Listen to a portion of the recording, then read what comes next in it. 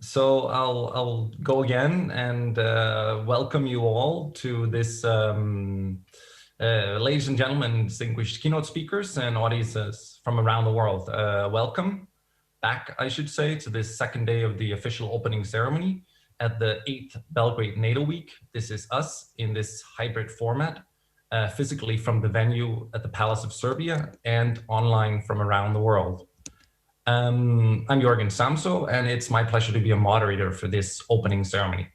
We have a lot of ground to cover today, an impressive range of issues, and lots of excellent speakers.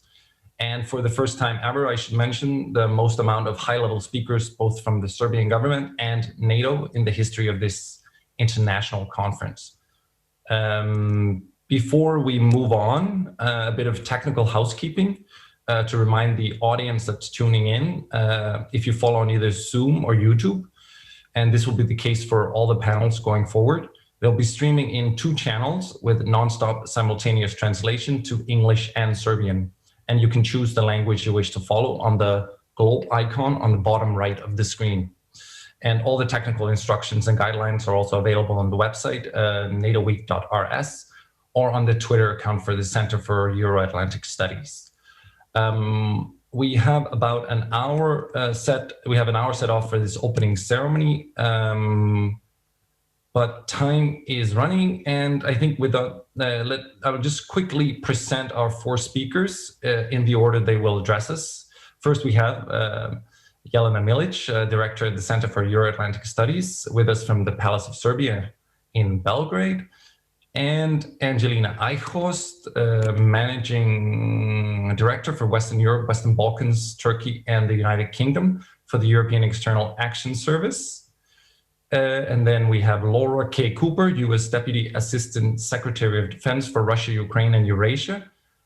And unfortunately, due to unforeseen circumstances, we will not be joined by Dr. John Mansa, Assistant Secretary General for Operations at NATO, but luckily instead, we have Marc de Paolo, who's the director at the Defense Capacity Building Directorate at the Operations Divisions at NATO. And we're very happy that, Marc, you could step in on such a short notice and join us. So thanks for that. I should mention that this opening ceremony will not be followed by a Q&A, but we will, if time, we will move on to the next panel if time allows us that. And now it's my pleasure to give floor to Jelena Milić for her opening remarks. Over to you, Jelena. Dragi svi. Dear representatives of the Government of the Republic of Serbia, MPs, high officials of NATO, United States, and Europe, dear colleagues for all institutions and media, top-ranking experts of Serbia, representatives of the diplomatic corps, welcome to yet another Belgrade NATO Week, international conference organized by Center for Euro-Atlantic Studies, CEAS, from Belgrade. This year, under the slogan, "This is us," 8 years in a row and 10 events in a row, dozens of tabloid headlines with headlines saying Jelena Milić, the face of NATO evil, due to our Don Quixotean combat against disinformation about the use of depleted uranium during the NATO bombing. Dozens of television programs promoting Vojislav Šešelj, Convicted War Criminals book entitled Jelena Milić, NATO Scrubs. There were dozens of litigations with the tabloids with convicted criminals, mercenaries on trial for the murder of Albanians, just because we claimed that the former chief of staff of Serbian army is deeply compromised. We very seldom get anyone's support and help.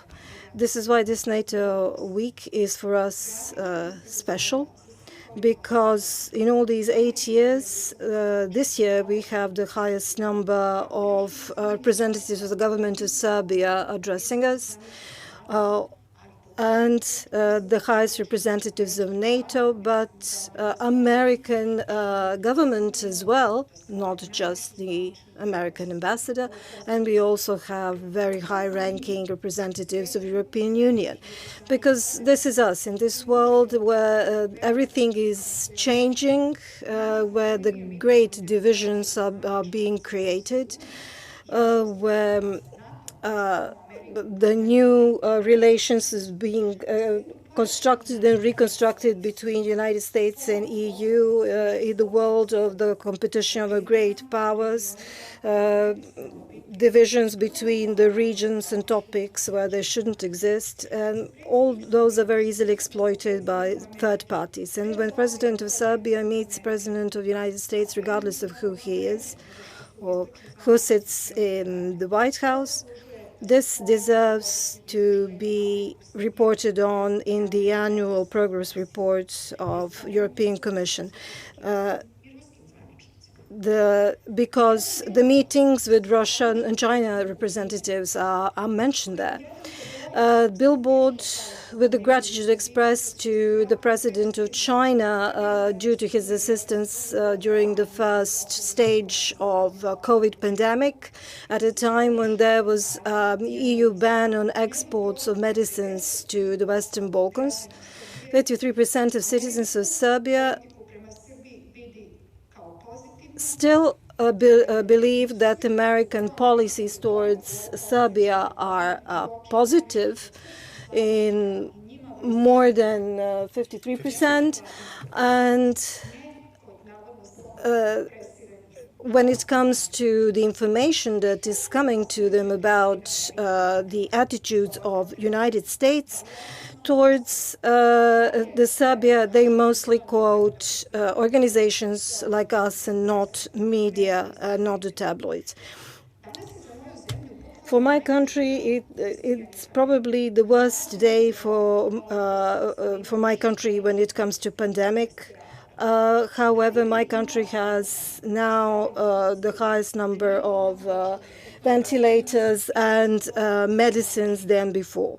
So why shouldn't we express our gratitude to China for assisting us in obtaining the ventilators?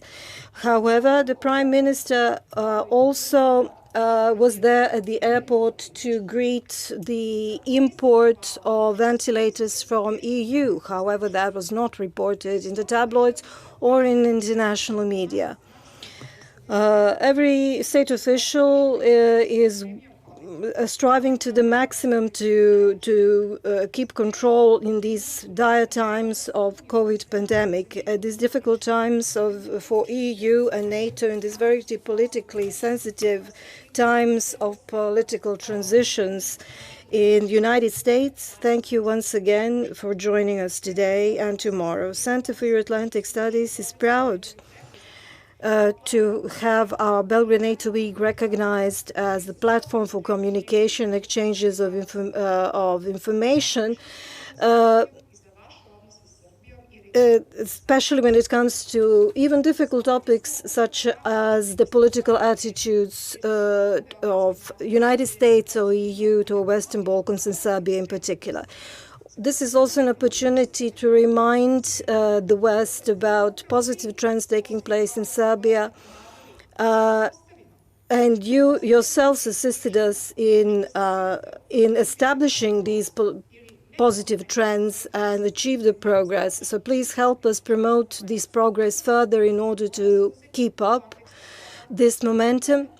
You have to bear in mind that foreign trade exchange has improved considerably with China, for example, and they are also building gas pipelines with Russia.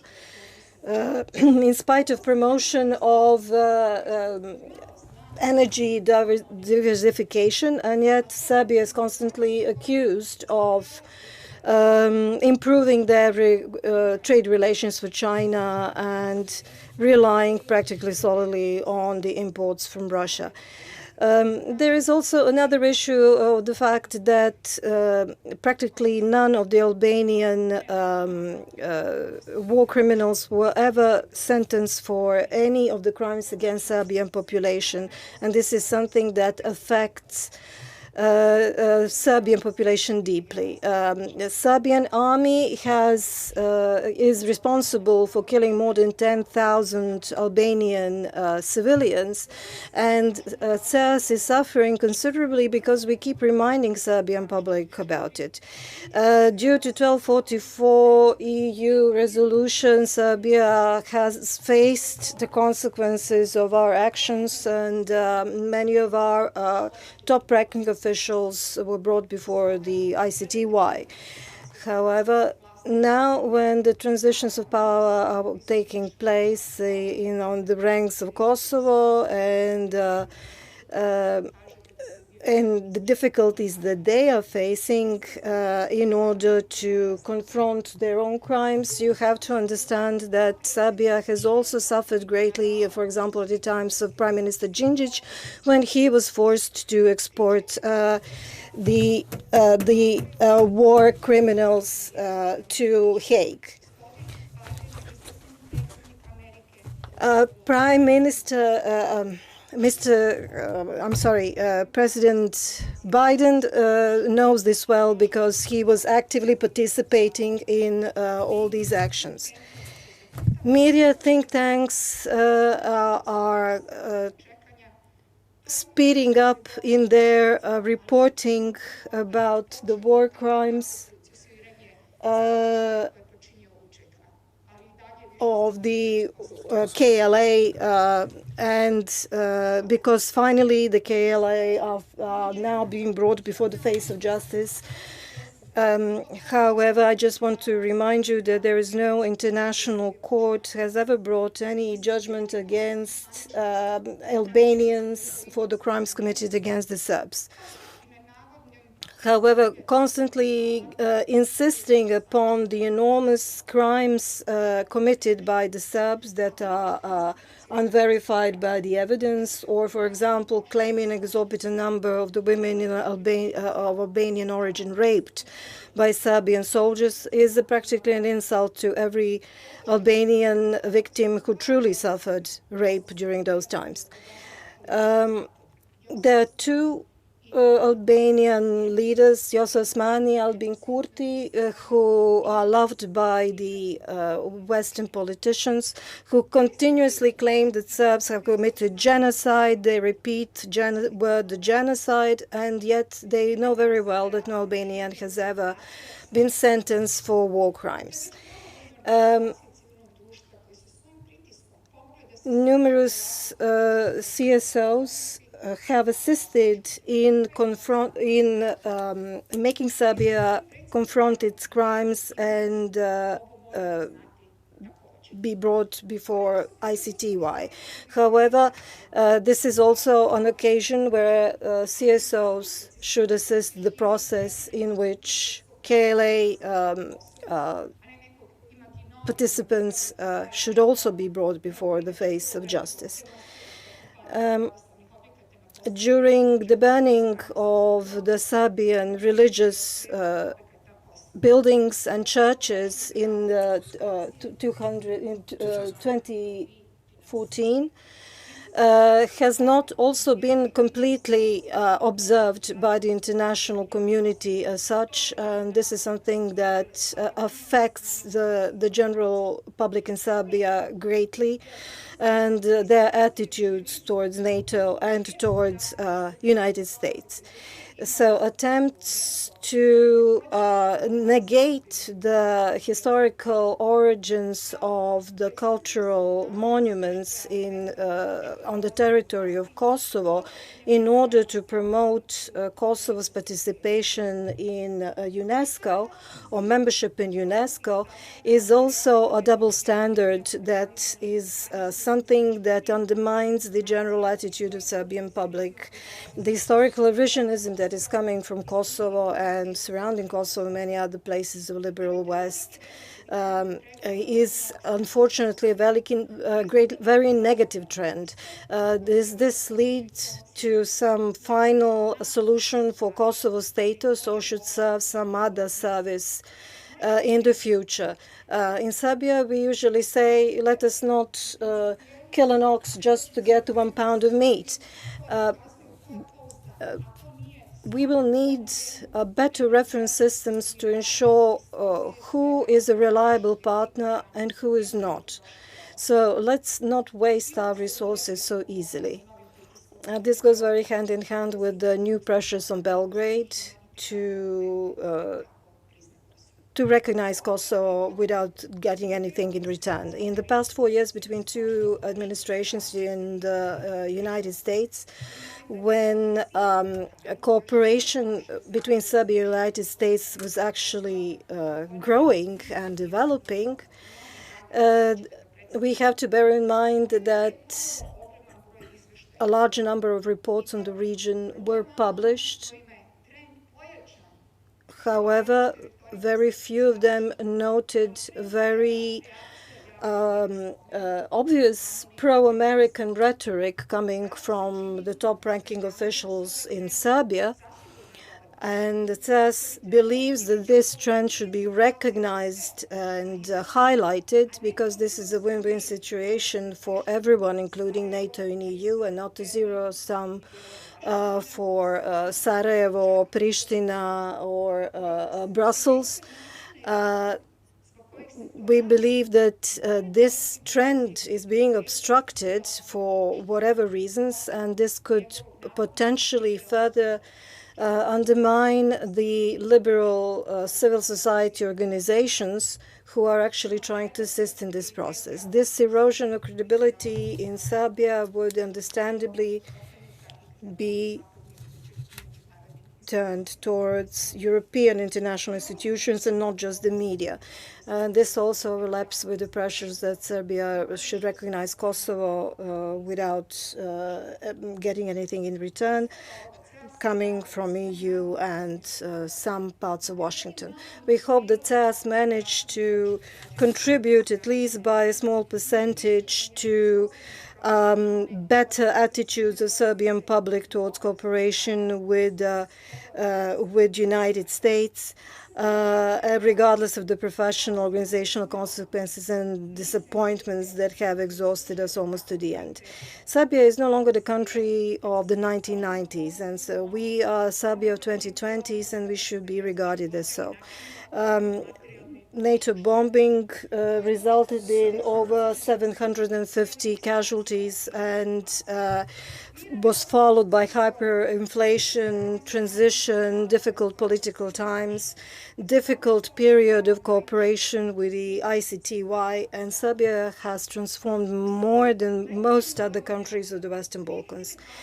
Serbia is legally military neutral, and yet according to the latest CEAS poll, 63% of the citizens support and 13 of them are still undecided.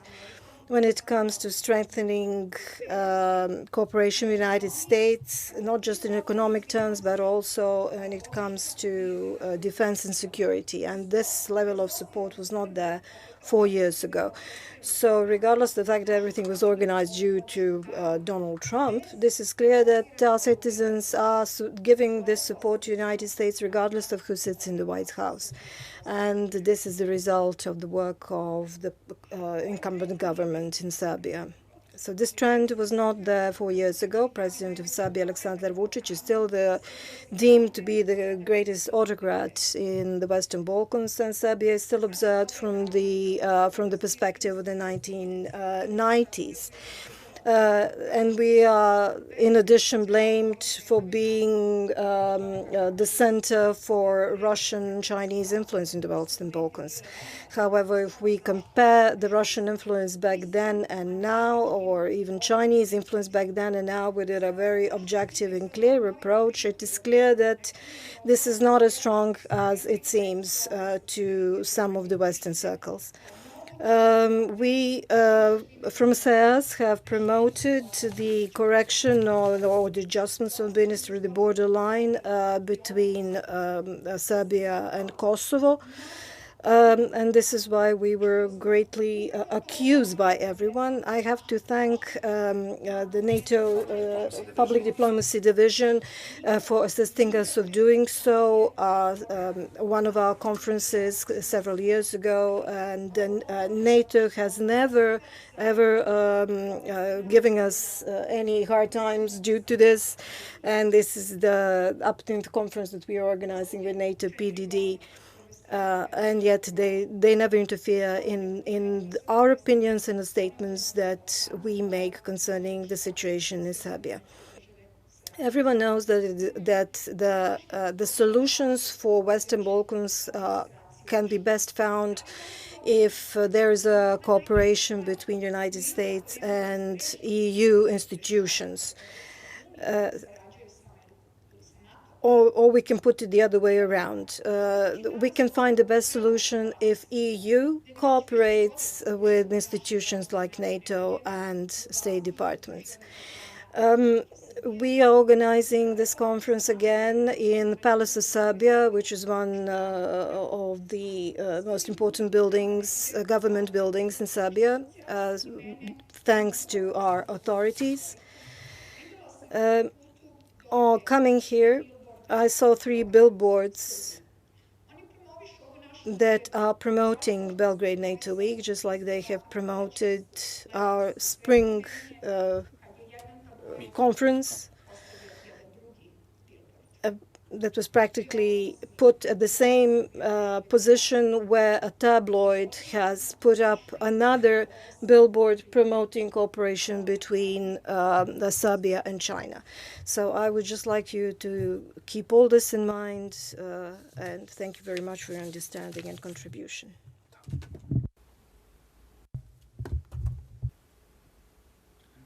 Thank you so much, Jelena, for this excellent overview and for putting things into perspective, for many issues into perspective for Serbia and for the Western Balkans and for Euro-Atlantic relations, and giving this overview also of the CEAS's work in this regard.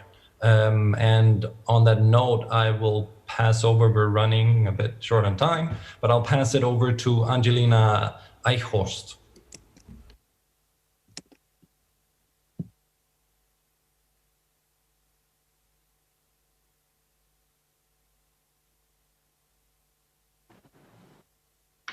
Here we.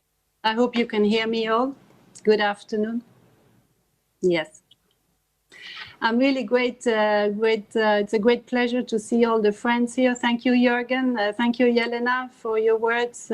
Nice to see Laura. Nice to see Marc.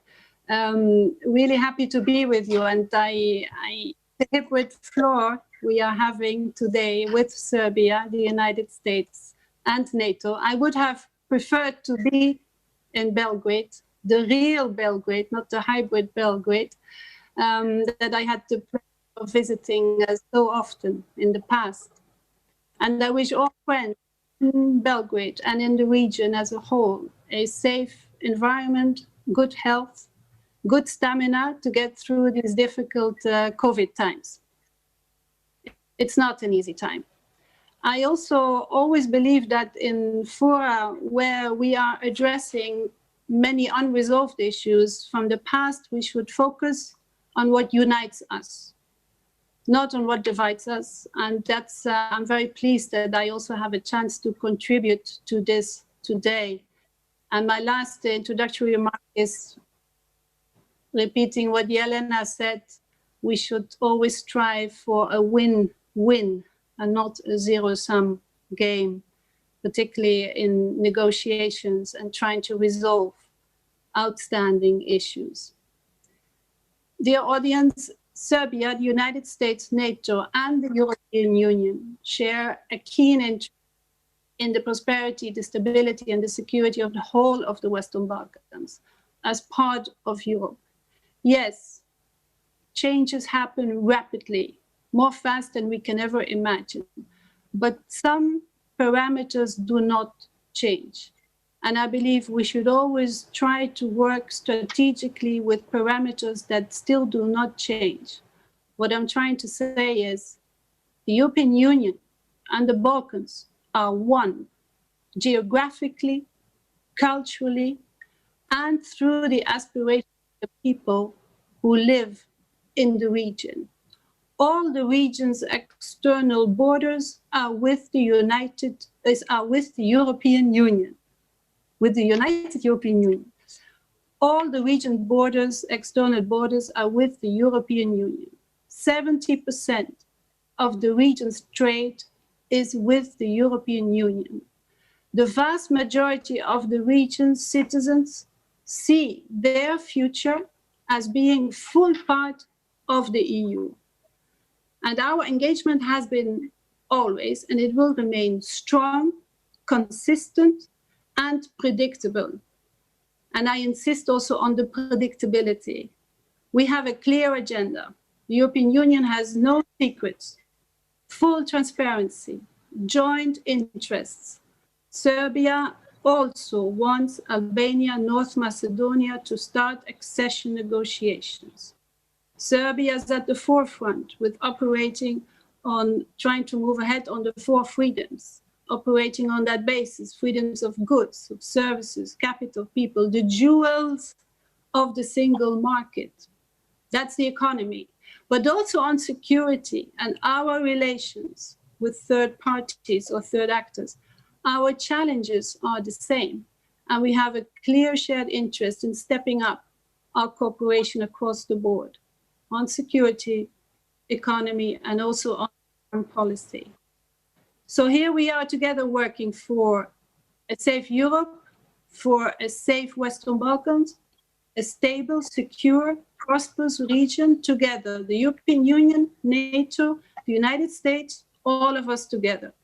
And many of you here today know that our cooperation with the United States and with NATO is strong. It's long-standing, but it's mostly mutually beneficial. With the United States, we share a strong focus on democracy, on the rule of law.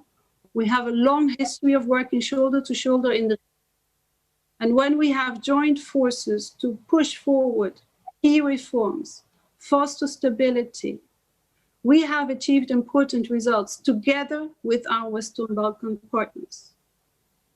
With NATO, the Warsaw and the Brussels joint declarations of 2016 and 2018, they provide a good, comprehensive framework for close interaction.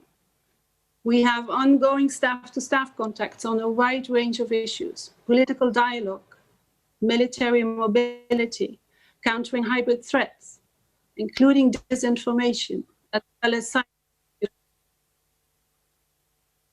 This is underpinned by effective working between the European Union and NATO, working on a day-to-day basis with the Western Balkans. We have a strong record together working on the ground with the Operation Althea in Bosnia and Herzegovina. It's the most successful example of EU-NATO operational cooperation. We have worked together effectively in Bosnia and Herzegovina for more than 15 years under the Berlin Plus arrangements. We very much welcome that good relations, both with the United States and NATO. And I see this, personally, I see this entirely compatible with where Serbia is today and where Serbia wants to be. And I want to say a few words on how exactly the EU is involved in the work we are doing today when we talk about making the Western Balkans more prosperous and more secure. As I said, there are the rule of law reforms as part of our partners' aspirations to become members of the EU. Lack of rule of law, issues with media freedom, corruption, organized crime, all this could potentially make a country really vulnerable to manipulation by external actors and ultimately also risk destabilization. We are consciously helping to build resilience with Serbia, with all our partners in the region. As many of you may have seen, the European Commission in its 2020 report on Serbia provides an assessment of where Serbia is, the state of play, and there is a very useful blueprint for reform. It is in the hands of the new Serbian government to use this guidance to the maximum possible and in the interest of the citizens of Serbia. As its largest financial and economic partner, by far, we, the European Union, back the region's strategic choice of the EU path. We do not leave Serbia or other partners in the region alone in implementing what are at times really difficult reforms. We provide about €1 billion each year in non-repayable grant support to partners in the region. We are supporting the region to reach EU standards across the board in fields ranging from, as I said, rule of law, sustainable economy, public administration reform, social development, agriculture, rural development. And on top of that really strong partnership and the €3.3 billion we gave of the immediate support to fight COVID-19. And I'm glad there are billboards also on the EU in the streets of Belgrade, not just for COVID, but in general, the support we are given. We have a very significant new economic and investment plan. It puts out an unprecedented investment package up to €9 billion of funding for the region. It guarantees aiming to mobilize up to €20 billion in investments. 20 billion euros in investments.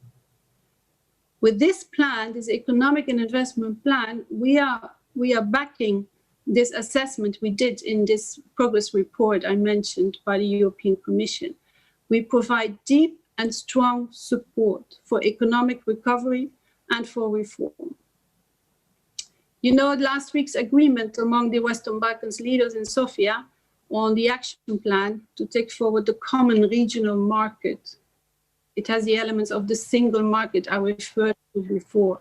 That was a key step forward in the work to break down these barriers that still exist on trade, the barriers on people-focused economic development.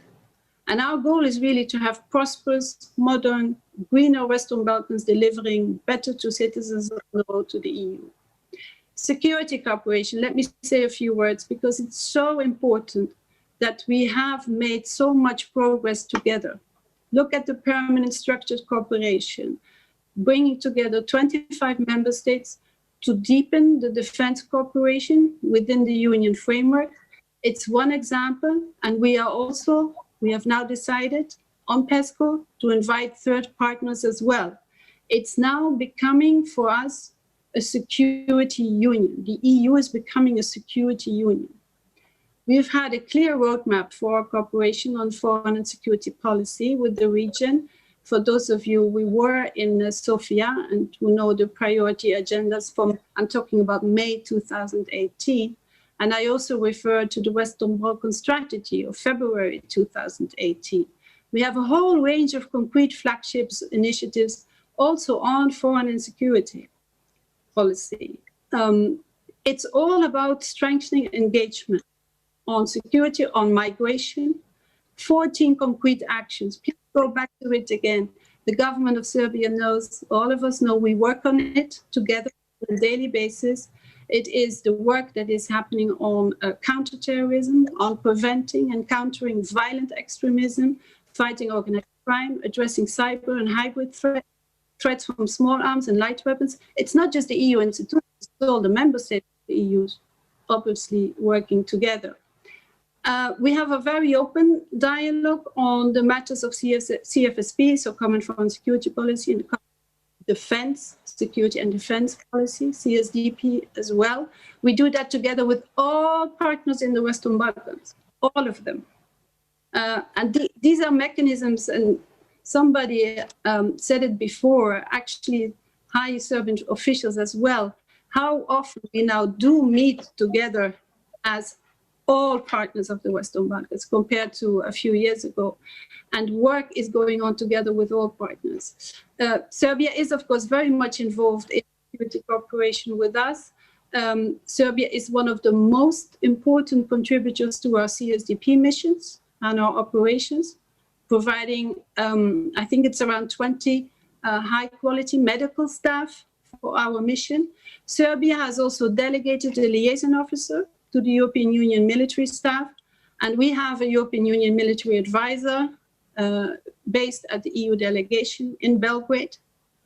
Serbia has signed a participation agreement to join the Helborg battle group, which is on standby up to 2021. Serbia signed an administrative arrangement with the European Defence Agency already in December 2013 it was, to identify projects there of joint interest. So there's a whole range of examples of good cooperation we're having, and I just hope that this is known as well, and it is seen, and that is the most really, if you like, issue that's seen and felt. Some of these activities for the moment have been frozen because the government has frozen. The previous government decided to freeze international military cooperation. We respect this decision, but we also hope that we can resume again as soon as possible in the interest of all parties. Then briefly still, I don't want to be too long, but it is for me very important also for me personally, but for the institutions. Another security-related topic for us is obviously the Belgrade-Pristina dialogue. Important for the European Union, particularly for the External Action Service. We are deeply, deeply committed to help finding a successful conclusion of this dialogue. It would really be a major contribution to stability and security in the entire Western Balkan region. You know, we have resumed the dialogue under the facilitation of High Representative Borrell, under the EUSR Special Representative Milić. Already some tangible progress has been made on some elements of a comprehensive normalization agreement, and we will definitely continue to work with the parties on a comprehensive agreement to normalize relations between Kosovo and Serbia, dealing with all outstanding and in line with international law and EU acquis. I know that at this conference you will also address the foreign policy direction of Serbia. Let me just briefly comment on this, because I want to dispel some myths around the topic of foreign policy. Serbia applied to join the European Union in 2009. The accession negotiations started in 2014. As a country negotiating accession, Serbia, like all other candidates for the EU membership, is expected to progressively align with the foreign policy of the European Union. This is a natural requirement. It ensures that a country which joins the European Union has a foreign policy which is in sync with the other members of the European Union. Our call for Serbia's alignment is a direct result of Serbia's own strategic goal of EU membership. It is not that we wish to exert undue influence on Serbia or limit Serbia's sovereignty. We are following up on these commitments that Serbia itself has actually taken in the accession process framework it has chosen as its own strategic aim. We very much welcome Serbia's recent alignment with our declarations on Belarus, on Nagorno-Karabakh, but we also look forward to more efforts from our friends in Serbia in this respect. We believe that as an EU candidate negotiating accession, Serbia is also in a good place to have a policy which is more aligned with that of the European Union. So this is the big picture. We are joined up, all of us, Serbia, Western Balkan partners, United States, NATO. We share values, we share our strategic objectives, and we are determined to continue with that work to maintain and support the momentum of the region on its EU path and our cooperation together. I will personally do my utmost under the guidance of High Representative Borrell to make our relations even deeper and stronger and to continue to show real concrete results. Thank you.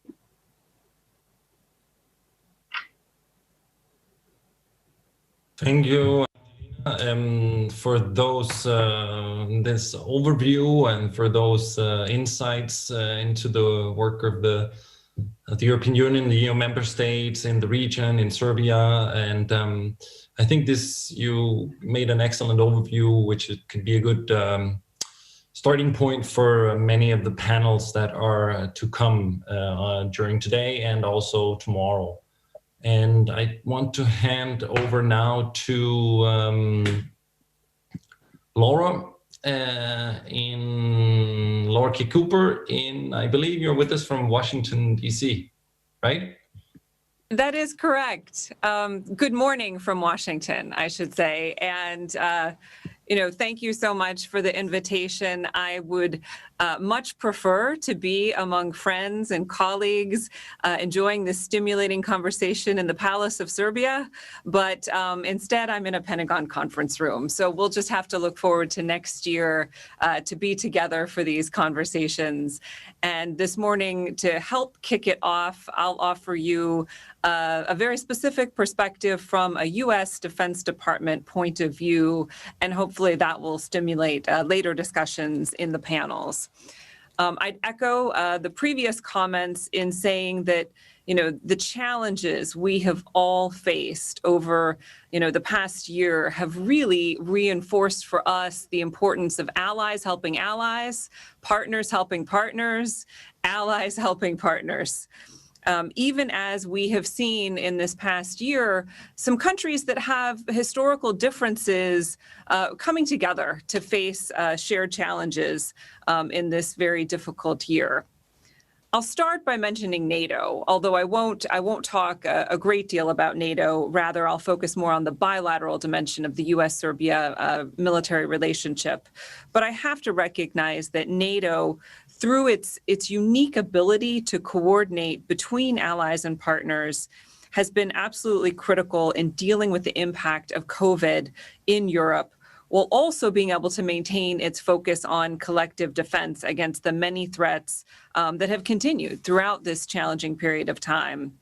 I'd cite specifically NATO's Euro-Atlantic Disaster Response Coordination Center, or EEAS-RCC, a long acronym, which our Serbian friends are very familiar with. This center coordinated the alliance's response to requests for assistance from North Macedonia, from Montenegro, and from Bosnia and Herzegovina, ultimately providing medical supplies, personal protective equipment, or PPE, and test kits to all three countries. The EADRCC has also been critical to coordinating both allies and partner support to Serbia, including PPE, equipment for field hospitals, and other medical supplies. In addition, for its part, I'm very proud to say that the United States has contributed more than $3 million over the past 8 months to support Serbia's crisis response to COVID-19, including donations of test kits, medical equipment, lab equipment, and emergency food and hygiene packages for vulnerable people. Despite the pandemic, despite all the challenges that we have faced over this past year, I am here to say that the United States and Serbia have actually been able to strengthen our relationship in the past year. We've seen this with engagements at the highest levels, with the agreements on economic normalization signed at the White House. And for my part, a few months prior to those agreements, I was very happy to personally witness President Vučić being hosted at the Pentagon in March. In that meeting, we were able to explore where can we increase our defense cooperation in the future. And I'll talk more about that in a minute. But before I talk about the future, I always think it's important to talk a little bit about the past and to remind ourselves of the friendships and relationships that have made it possible for us to succeed together. I think most of the audience online and certainly in Serbia is familiar with the very long history of cooperation between the United States and Serbia, which formally began nearly 140 years ago. We were allies during both World Wars, and President Wilson famously flew the Serbian flag over the White House to recognize Serbia's sacrifices and our alliance during World War I. But as a Defense Department official, I always like to point out another aspect of our shared history that is not as well known outside the United States, the service of Serbian Americans in the U.S. military. Since 1918, Serbian American soldiers, sailors, and airmen have served with distinction, not only in World War I, but also in World War II, in Korea, Vietnam, and even as we speak today, in military operations around the world. I think it's important to remember and acknowledge the many Serbian American soldiers who serve so valiantly in the defense of freedom. And I'll just name a few. Men like Jake Alex Mandusic. He was a sergeant in the United States Army during World War I, born in Serbia but immigrated to Chicago, Illinois. Sergeant Mandusic was awarded our nation's highest honor for gallantry in action, the Medal of Honor. There's also James Mistrovic, a Serbian immigrant to California, who also became a sergeant in the U.S. Army during World War I. He earned the Medal of Honor for saving the life of his company commander. And I'm sure that many of you are well familiar with George Muzulin, the brave Serbian American who commanded the famous airlift Operation Halyard to rescue over 400 U.S. service members from Nazi-occupied areas in 1944. I give those examples from the past just as a reminder of shared history as we look forward to the future. We have to focus our future engagement and our future cooperation by building off of what we already have in place, which is actually a solid record of cooperation. There's a program that we have at the Defense Department called the State Partnership Program. And it's not a coincidence that when I give lectures to audiences of many countries, I cite the State Partnership Program with Serbia and the state of Ohio as a model for what this partnership program can achieve. The relationship between Ohio and Serbia is enduring. And something that we continually improve upon with military exercises. We see potential for further expanding this program through new equipment training if Serbia should decide to expand acquisition of defense equipment with U.S. and Western interoperable programs. Now, I would say if you ask your average American who might be watching the news but not know the region closely, I think they would say seeing deliveries of MiGs and seeing, news of an opening of a Russian defense office in Belgrade would feed into a perception that Serbia is aligning with Russia, or that Serbia is, somehow turning its back on the United States. But I think those of us who work with Serbia closely, who know the region, know that Serbia is absolutely nobody's puppet. And we appreciate that Serbia on many occasions has also had to turn its back on external pressure to maintain its military's neutrality and to exercise sovereign decisions about Serbia's future. And we would agree that Serbia's future is a future of Western and European orientation.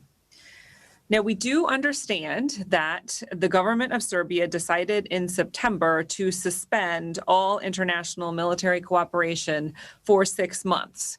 But I will say that we were disappointed by our inability to engage with the Ministry of Defense and Serbian armed forces during this period.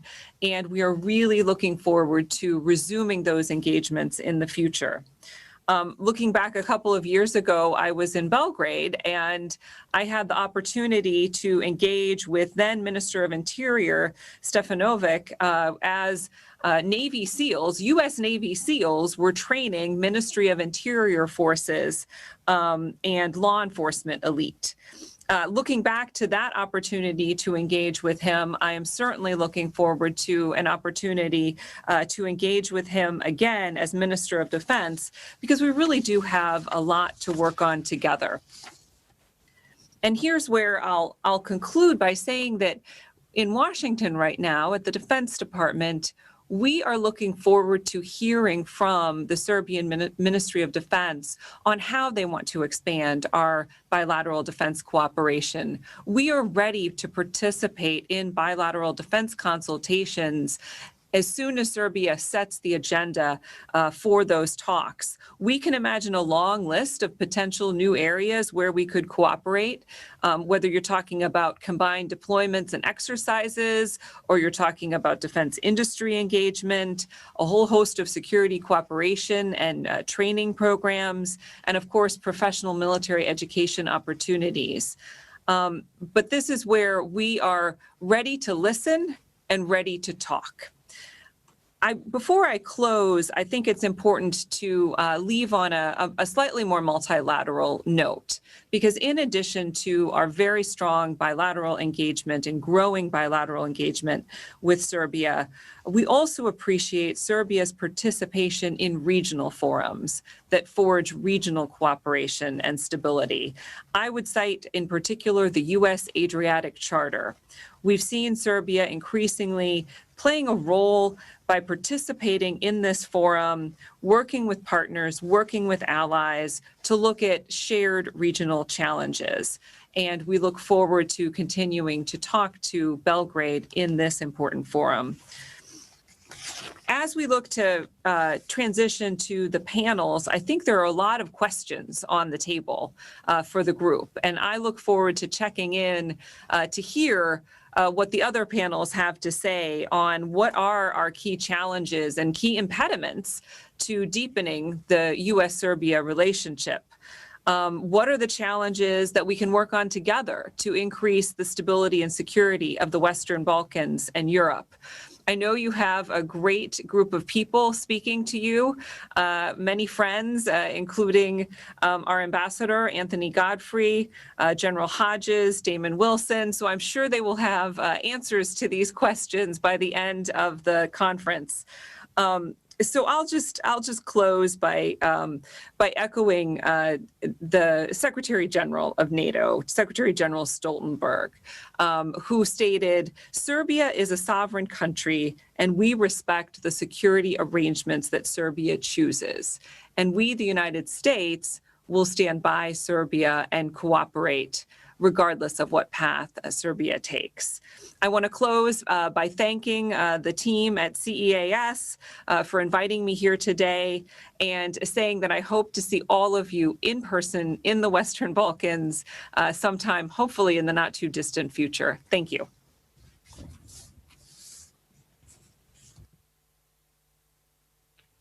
Thank you so much, Laura, for those insights and remarks and this overview also of the shared history of the U.S. and Serbia, and also for looking ahead to some of the panels, some of the questions, for posing some of the questions that we can tackle during the upcoming panels.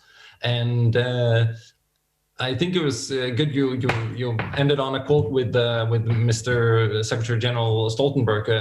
That leads me. That's a nice segue into getting Marc Paolo on next. So good afternoon, everyone. Thank you, Jorgen, very much. It's great to see U.S. and EU colleagues online, and especially thanks to Jelena and the Center for Euro-Atlantic Studies. This is a useful and interesting event. You're right, Jorgen. I'm not John Manza. He was called away suddenly to meet with Sekir and other senior NATO leadership to discuss NATO's Resolute Support Mission in Afghanistan. It's a dynamic situation in Afghanistan right now, and negotiations towards a comprehensive peace agreement are ongoing as all sides prepare for the possibility of reduced U.S. force levels there. I should point out that at the height of the NATO mission in Afghanistan, there were 50 NATO allies and partner nations working together in Afghanistan. Partners have been a very important part of our response to the 2001 attack on the United States, but partners are equally vital to NATO in many other contexts as well. And that is especially true for our relationship with Serbia. Serbia is important to NATO, and NATO, we hope, is important to Serbia. Not least because stability in the Western Balkans and stability in the broader Euro-Atlantic region, those are linked.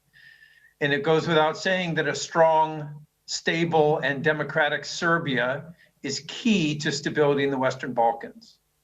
And we want the same things for the region: security, prosperity, and a good life for our citizens there. And so we've demonstrated over time that we're willing to work together in order to achieve those goals, and I think to good effect. Some of you may be surprised to know that the NATO-Serbia formal partnership is now 14 years old. We have regular high-level contacts, and I think you may be aware that our Secretary General, that Laura so kindly mentioned, has a special link with Serbia, having spent part of his childhood there. And we also have a very good cooperation framework to capture the work that we do together with Serbia, that stretches from political dialogue to military interoperability to crisis management and disaster response. So it's quite broad. By the way, NATO also has an office in Belgrade with the mission of supporting Serbia in its NATO cooperation programs. And so we cooperate well together to foster security and stability. And I'm happy to throw out just a few examples, cognizant that we might be running short of time. First, NATO and Serbia work together to develop Serbian armed forces capability to participate in multinational UN operations and EU crisis management operations. And I should highlight, the places where these Serbian forces go, like Lebanon, Central African Republic, Somalia. These are not easy places to go, but the Serbians do it, and they do it well. NATO's role in that process is to support Serbia's goals for defense reform, including the professionalization and training of armed forces. So it's a two-way street, however. Serbia has worked with NATO to train Iraqi military and civilian personnel. I think that was in 2017 and ongoing. And we're grateful for that work that was done at an early stage of NATO reestablishing its presence in Iraq. So that was a substantial and lasting contribution from Serbia. NATO allies have helped Serbia to destroy surplus ammunition, weapons, and explosives. And that's a project which benefits Serbia, but also the region. So it's good for all of us. 2 years ago, back in September 2018, Serbia hosted the largest ever NATO consequence management field exercise. There were about 2,000 participants from 40 countries. And I have to say, Serbia did a fantastic job organizing and executing that event. And we haven't done another one since. Maybe it's because it will be difficult to match it. I also want to highlight Serbia is a very active participant in NATO's Science for Peace and Security program in areas ranging from energy security to human security and a host of other things. So there is a lot of cooperation happening, and all of that cooperation is done with full respect for Serbian sovereignty, military neutrality, and at Serbia's invitation. So for reasons that are not related specifically to NATO-Serbia cooperation, we're now in a period where Serbia has suspended its defense cooperation, has been mentioned. We hope it will be only for 6 months, but we do understand why, and I think both sides are ready and willing to resume cooperation when that period has passed. Some activities will be delayed that we had planned with Serbia, but our extensive non-defense activities are continuing, and perhaps most importantly, our political dialogue continues without interruption. Alongside all of that, NATO's KFOR mission has an excellent professional working relationship with the Serbian armed forces, and this is obviously a key element of security in the region, and that has not been affected by the suspension of defense cooperation. And of course, I should add that NATO fully supports the continuation of the EU-facilitated dialogue between Belgrade and Pristina. So in these sorts of conversations, someone's always thinking about the NATO-Serbia relationship. Certainly we heard about the US-Serbia relationship, fascinating, and about the future of the relationship. So I would want to maybe finish with two points. First, the past is the past, which we shouldn't forget, of course, but we do need to move forward. Serbia has taken that approach, and I would say very successfully. The range and the scope of its cooperation with NATO demonstrates that the benefits of cooperation are mutual. And secondly, the future is Serbia's choice to make.